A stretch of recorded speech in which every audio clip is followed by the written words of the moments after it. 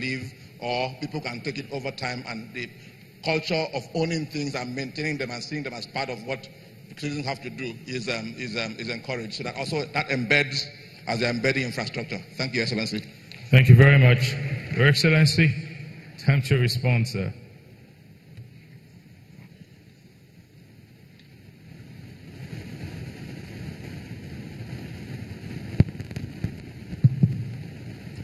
I want to say a big thank you to everyone that has actually asked questions. The first one, I was going to push it to somebody else. So I'd like to thank Mrs. Ibrahim. I wanted to push it to the Attorney General until you said tax fatigue.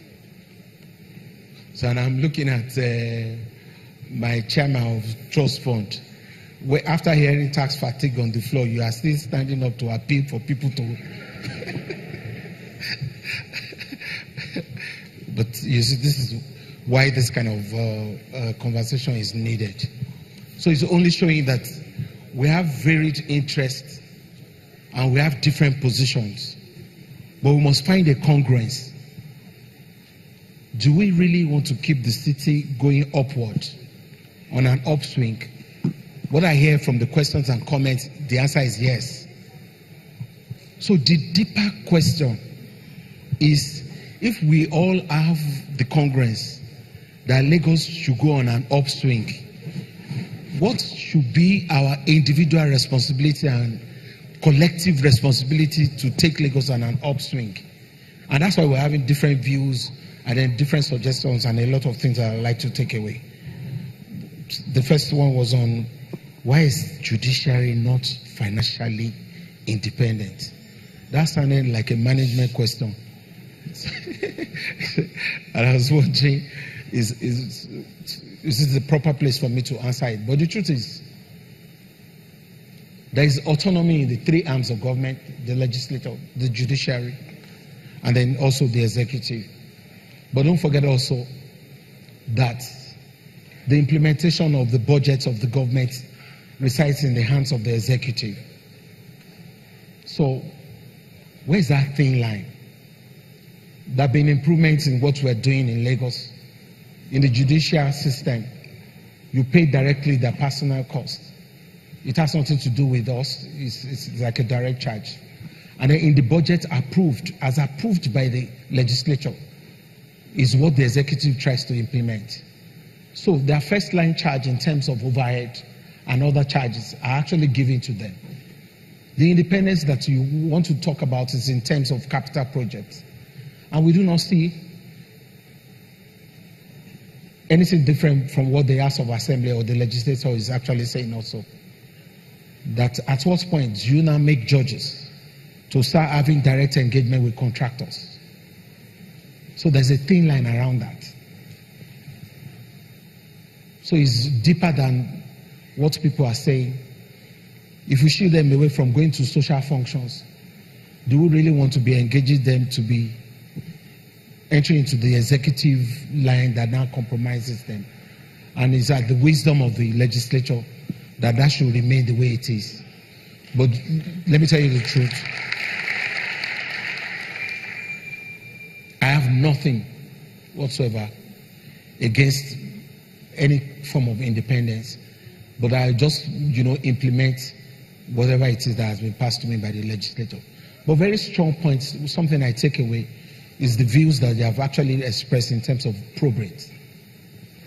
That's one area. If I tell you the truth, I have a personal experience also that actually makes me very bitter that I should be able to correct everything that is actually going on in the probate registry. It's just the same thing as what you see in the land registry or in the land department. I share the same view with you. We are trying to automate it. They've awarded the contract.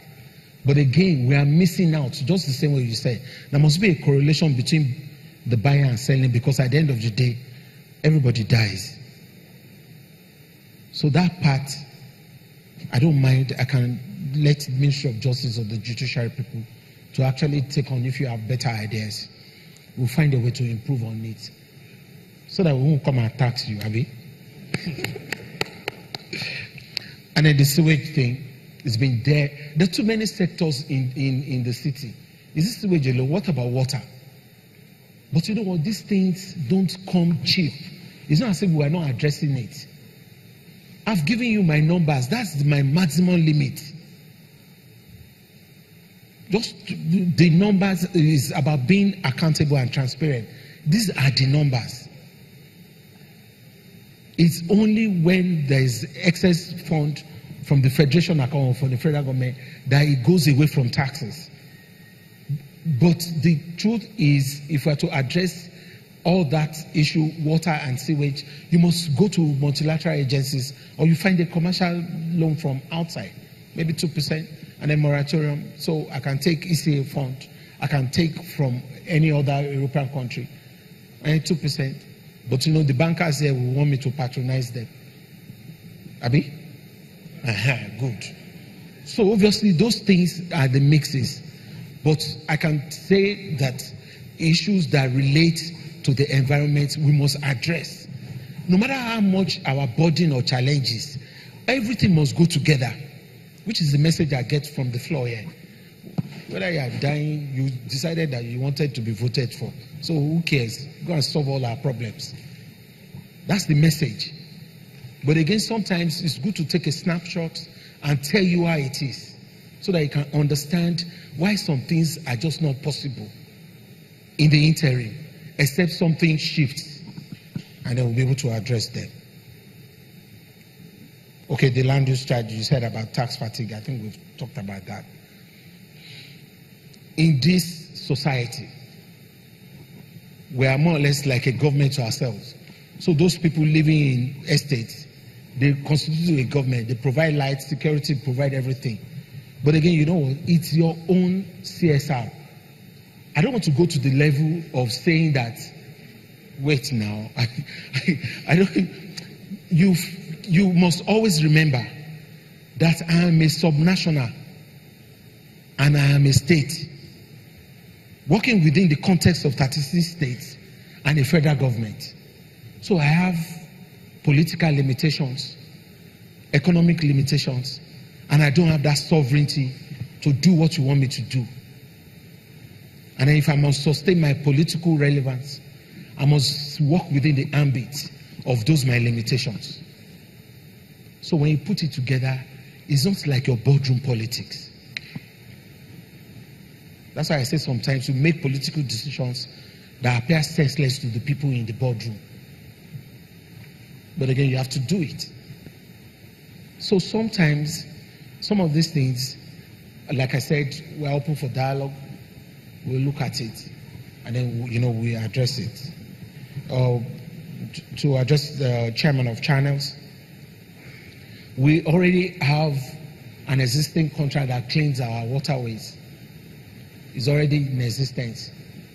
But again, you know what? You have a stretch of almost 200 kilometers of waterways from Badagry to Ekpe. So the places that sometimes that are really, you know, densely populated, you have this kind of effect, but they are on, and then we're doing everything possible to make sure that that contract is ensure that it works. And then most especially, I don't like the way I see third mainland when I'm passing. If we have our way, obviously when you look to your right, if you are coming from the airport, you don't like what you see. But again, so you have United Nations issues. I must find a replacement to relocate them before I can actually take them away. Do I have that kind of money? So we're doing it gradually. The sawmill will soon take away to Agbowa, and that Pt. metal you can start to treat it and then, you know, develop it, and then little by little we'll try to find a way to clean up all those other sites also. I like the suggestion of Ministry of Innovation. Even though we have an Office of Transformation and Innovation, maybe then we need to scale up the activities there. We'll look at it. But again, you know, the real essence of the new economy is on creativity and innovation. Really, that's where we ought to go. White-collar jobs are gone for good. So there are too many younger people that are working with their briefcase and in their bedroom. We need to assess them. And that also